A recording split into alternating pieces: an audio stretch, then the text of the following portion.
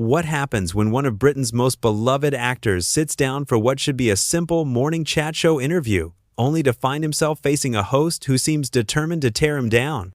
In just 29 seconds, a single cutting remark would turn a routine promotional appearance into television chaos, leaving viewers stunned and one career hanging in the balance. Colin Firth walked into the studio that morning with the same quiet confidence that had made him a household name. The soft-spoken actor, known for his gentleman roles in period dramas, was there to discuss his latest film.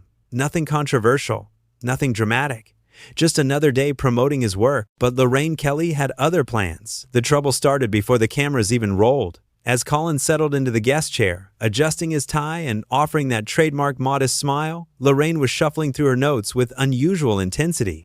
The crew noticed something different in her demeanor that morning. Sharp, aggressive, like she was preparing for battle rather than a friendly chat. "Right then, Colin," Lorraine said as the red recording light flickered on, her Scottish accent cutting through the studio air like a blade.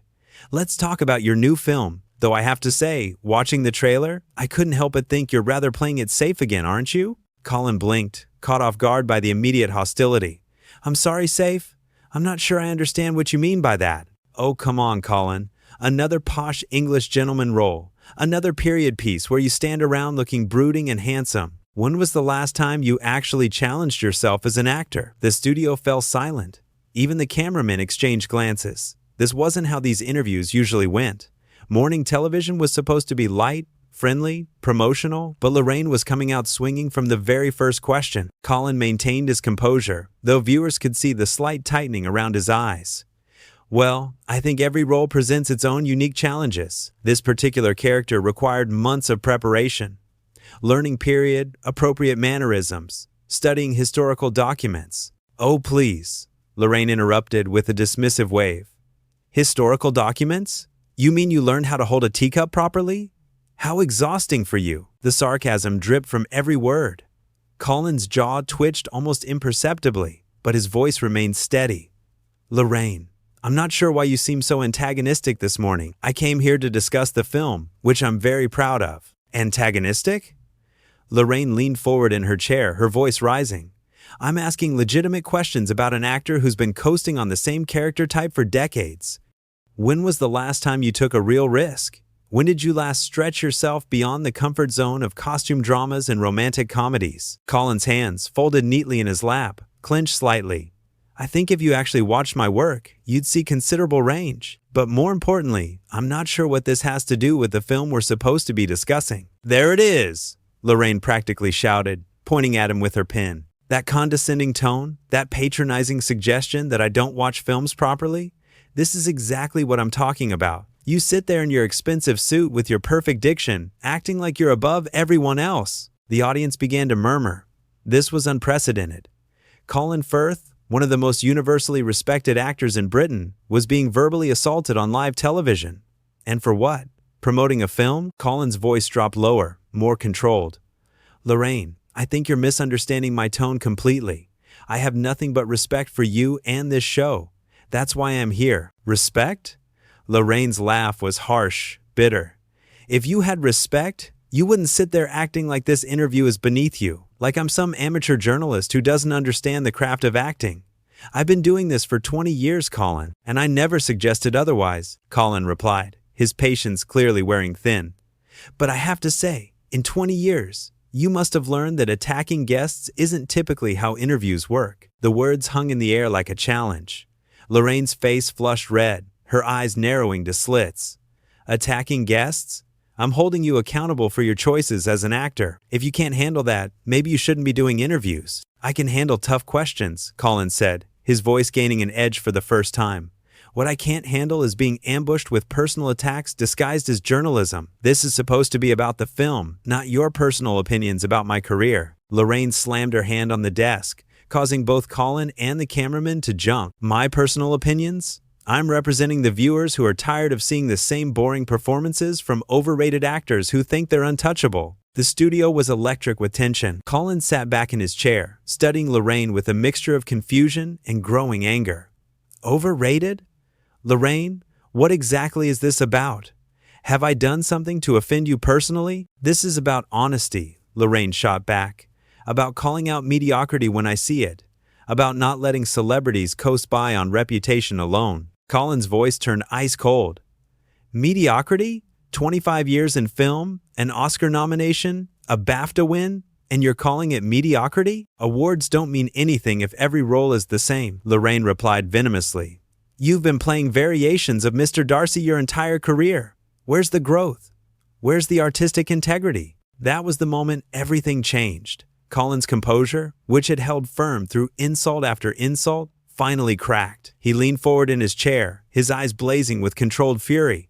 Artistic integrity? Colin's voice was barely above a whisper, but it carried the weight of decades of professional dedication.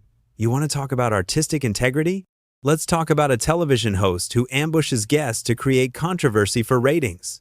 Let's talk about someone who turns what should be a respectful interview into a public execution for entertainment value. The words cut through the studio like a sword. Lorraine's face went from red to purple, her mouth opening and closing like a fish gasping for air. She had pushed and pushed, expecting Colin to remain the polite, submissive guest. But she had awakened something fierce. How dare you? She finally managed to sputter. How dare you question my professionalism? I'm asking the questions that viewers want answered. Colin stood up slowly, his full height towering over the seated host. No, Lorraine, you're creating drama where none existed. You're attacking someone who came here in good faith to discuss their work. This isn't journalism. This is bullying. The word bullying echoed through the studio like a thunderclap. Camera operators zoomed in on both faces. Colin's expression was one of righteous anger mixed with profound disappointment. Lorraine looked like she had been slapped. Bullying? She shrieked, her voice cracking with indignation. I'm the bully. You're the one sitting there acting superior, like you're too good for this show, too good for these questions. I never said anything of the sort, Colin replied, his voice gaining strength.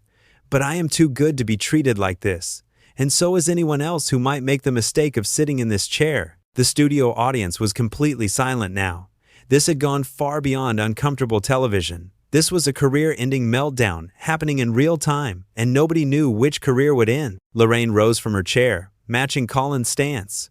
You think you can come on my show, insult my methods, and just walk away? This is my program, Colin. My rules. Your rules? Colin's eyebrows shot up. Your rules include verbal assault, personal attacks, deliberate humiliation. If those are your rules, then I want no part of them. Nobody forced you to come here, Lorraine snapped back. You needed this show more than this show needed you. Your career has been declining for years.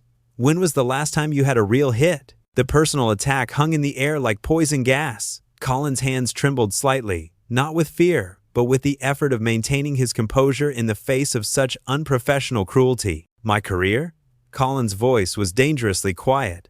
Lorraine, I've had the privilege of working with some of the most talented people in the industry, directors who respect actors, journalists who understand the difference between tough questions and character assassination. Clearly, you're not among them. Lorraine's face contorted with rage. Character assassination? You arrogant, pompous has been. I'm trying to have an honest conversation about your work, and you can't handle it because nobody's ever called you out before. Called me out for what? Colin's voice exploded through the studio, startling everyone present. For doing my job? For taking my craft seriously? For treating people with respect? If those are crimes, then I'm guilty as charged. The outburst seemed to energize Lorraine rather than intimidate her. There it is, the real Colin Firth. Not the polite gentleman act you put on for the cameras. This is who you really are. Arrogant, entitled, unable to handle criticism. This isn't criticism, Colin shot back immediately. Criticism would be discussing specific performances, pointing out areas for improvement, asking about creative choices. This is a personal vendetta disguised as an interview. Lorraine laughed, a harsh sound that made everyone in the studio wince. Personal vendetta?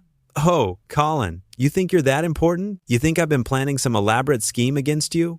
You're not that significant. The insult was calculated to wound, and it found its mark. Colin's jaw clenched visibly. If I'm not significant, why dedicate an entire interview to tearing me down? Why not ask about the film, the director, the other actors? Why make it personal? Because, Lorraine said, moving closer to him, her voice dropping to a menacing whisper, someone needs to tell you the truth. You're not the great actor you think you are. You're not the gentleman everyone believes you to be. You're just another aging actor desperate to stay relevant. The studio was so quiet, you could hear the cameras whirring. Colin stared at Lorraine for a long moment, and when he spoke, his voice was filled with a sadness that was somehow more devastating than anger. You know what, Lorraine? You're right about one thing. Someone does need to tell the truth. And the truth is that this behavior is beneath you, beneath this show, and beneath anyone who calls themselves a professional broadcaster. He took a step toward the exit, then turned back. I came here to talk about a film I'm proud of, made with people I respect. Instead, I've been subjected to 20 minutes of unprovoked hostility. I won't stand for it anymore. You can't just walk away, Lorraine called after him, panic creeping into her voice for the first time. We're live on television. You have a contract. Colin paused at the edge of the set, his hand on the back of his chair. Watch me. The challenge in those two simple words sent shockwaves through the studio. Lorraine's eyes widened as she realized the situation was spinning completely out of her control. You can't leave!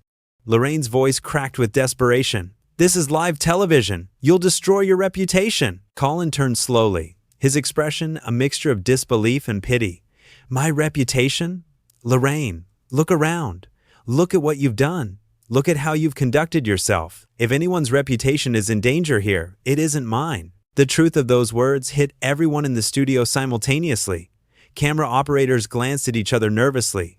The floor manager stepped closer, unsure whether to intervene. In the control room, producers were frantically trying to decide whether to cut to commercial or let this train wreck continue. I've done my job, Lorraine insisted, but her voice lacked the venom it had carried moments before. I've asked hard questions. Real journalists ask hard questions. Real journalists, Colin said, walking back toward center stage, ask questions about the work, about the craft, about the industry. They don't launch personal attacks. They don't try to humiliate their guests. They certainly don't throw tantrums when someone stands up to their bullying. Lorraine's face flushed again. But this time, it wasn't just anger. There was embarrassment there too, the dawning realization that this had gone too far. I am not a bully. I'm holding you accountable. Accountable for what? Colin's voice rose again. For having a successful career? For being professional? For treating people with courtesy? If those are things I need to be held accountable for, then I'm proud to be guilty. You think you're so perfect? Lorraine shot back, but the fire was gone out of her voice. You think you can do no wrong? I think I can treat people with basic human decency, Colin replied.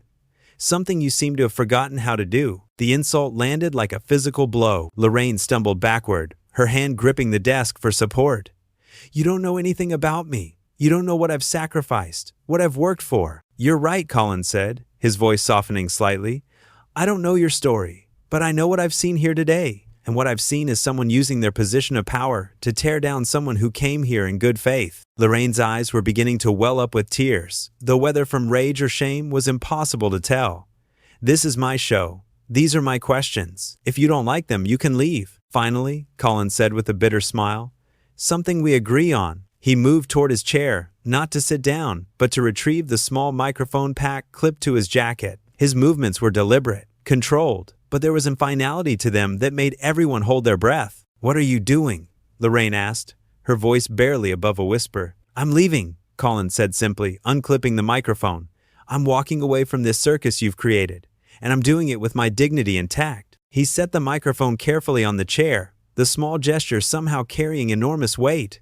The click of the device against the cushion echoed through the silent studio like a gunshot. You can't, Lorraine said again. But now it sounded like pleading rather than commanding. The interview isn't over. We haven't talked about the film. Colin looked at her with something approaching compassion. Lorraine, we were never going to talk about the film. You made that clear from the first question. This was always going to be about your need to tear someone down on television. That's not true, she protested weakly. Isn't it? Colin asked. Look at the notes in your hand. How many questions about the actual film are written there? How many about the director, the story, the other actors? Or are they all designed to attack me personally? Lorraine looked down at the papers in her trembling hand. The camera caught her expression as she read her own notes, and the shame that crossed her face told the entire story. Every question had been a trap, every line of inquiry designed to humiliate rather than illuminate. I was just trying to, she started, but Colin held up his hand. You were trying to create a moment, he said quietly. You were trying to manufacture drama at someone else's expense. Well, congratulations. You got your moment. He began walking toward the exit again, each step measured and purposeful. The studio crew watched in stunned silence as one of Britain's most respected actors prepared to walk off a live television show. "Colin, please," Lorraine called after him, all pretense of hostility gone. "Don't do this. We can start over. We can talk about the film." He paused at the edge of the set, turning back one final time. "Start over? After 25 minutes of personal attacks? After questioning my integrity, my talent, my professionalism? There's no starting over from that, Lorraine. I was just doing my job," she said, tears now flowing freely down her cheeks. "No," Colin replied with quiet finality. "You were abusing your position. There's a difference." The silence stretched between them like a chasm.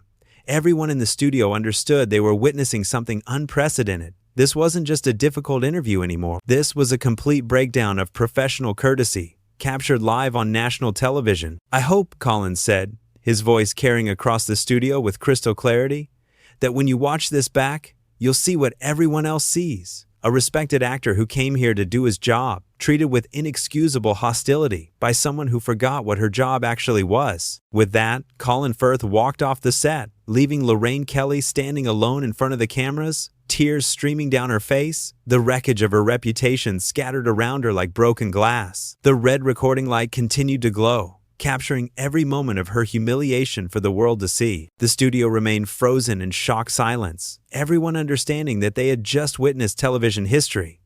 Not the kind anyone would want to be remembered for, but history nonetheless.